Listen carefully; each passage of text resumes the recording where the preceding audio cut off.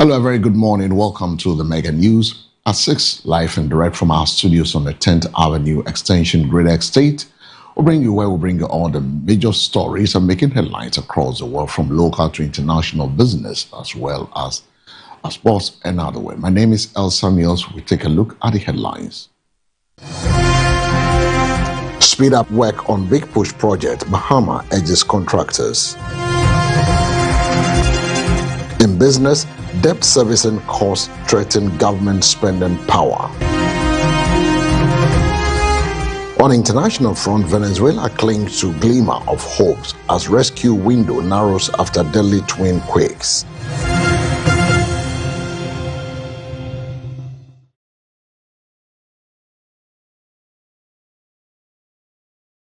This and many other stories coming up.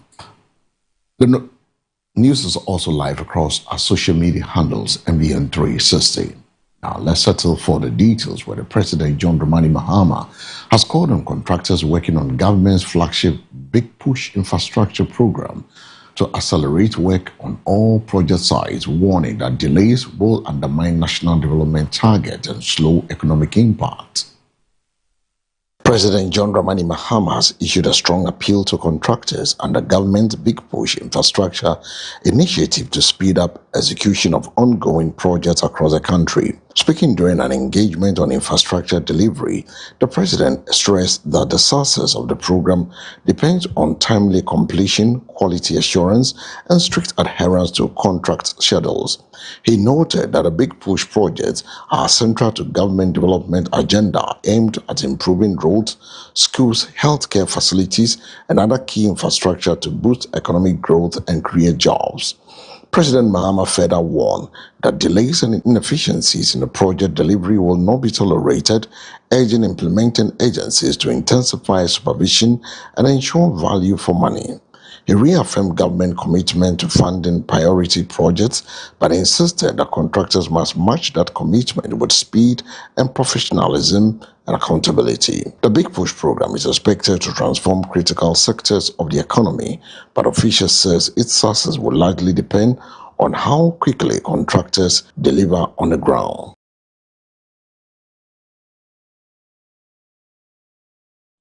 Away from that story, we move on to the Ministry of Education has launched a nationwide school-based anti-drug initiative aimed at curbing the rising cases of drug abuse among students and promoting safer learning environments across the country.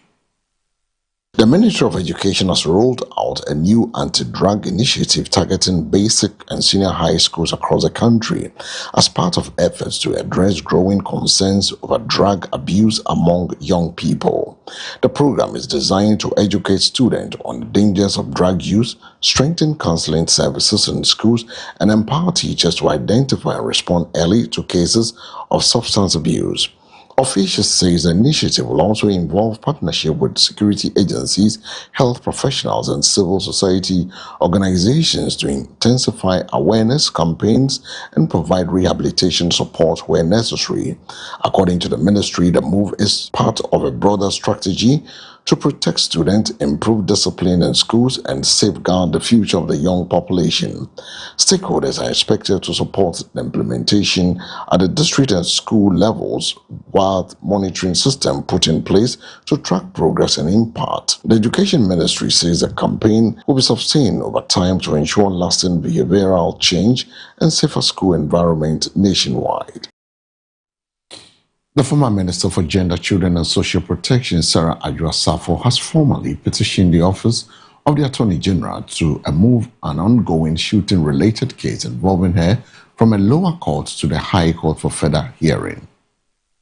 Former Minister Sarah Adwoa-Safo has petitioned the Attorney General's Department to transfer a shooting case in which she is reportedly linked from a lower court to High Court. In her petition, the former Domi Kwabenyam Member of Parliament is seeking a higher court review, citing legal and procedural concerns surrounding the current handling of the case. The request places the Attorney General's office at the center of a key decision that could determine the next stage of proceedings. Sources familiar with the matter say the petition will be reviewed in line with procedural discretion and existing legal procedures before any formal transfer is made.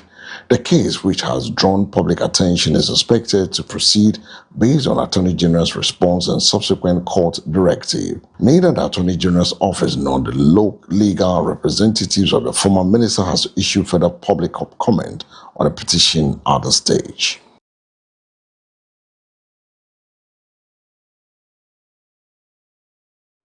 Away from the matters of the quarter, we go straight to the business desk, where the rising debt servicing obligations are putting significant pressure on government finances, and with where analysts warning that increasing the repayments are limiting fiscal space for development, spending, and also essential public services.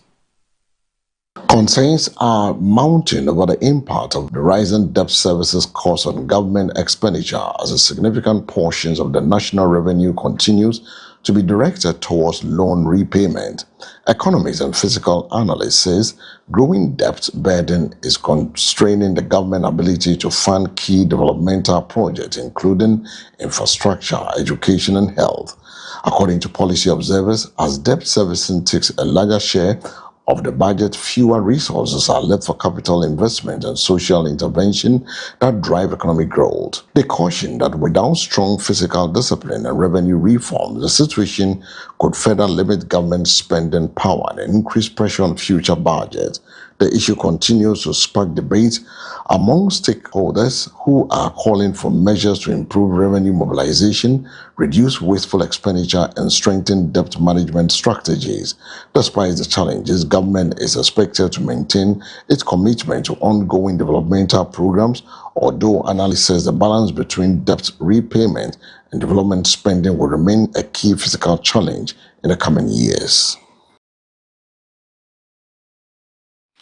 Away from the business desk, on the international front, rescue teams in Venezuela are racing against time as hope fades for survivors following the two powerful earthquakes that have left widespread destruction and also the rising death toll across affected regions.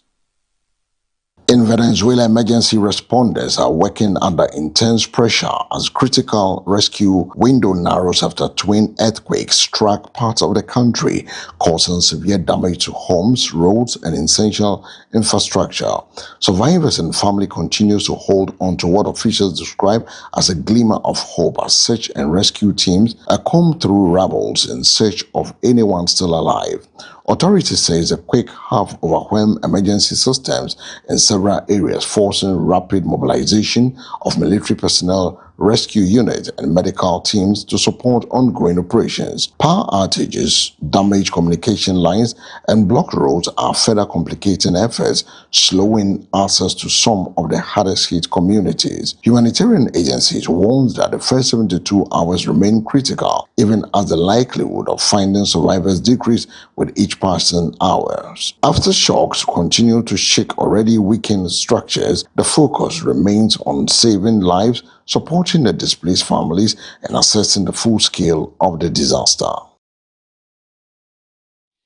And on this note, we've come to the end of this morning's News at 6 live and direct from our studios on the 10th Avenue Extension, Greater Estate.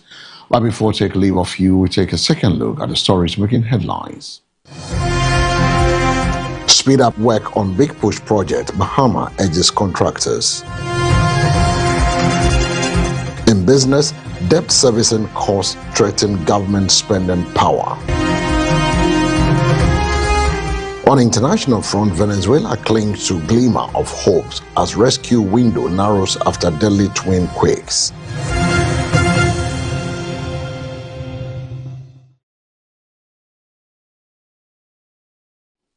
For more news, log on to MBN 360. My name is El Samuels. Up next is a sports update. Good morning.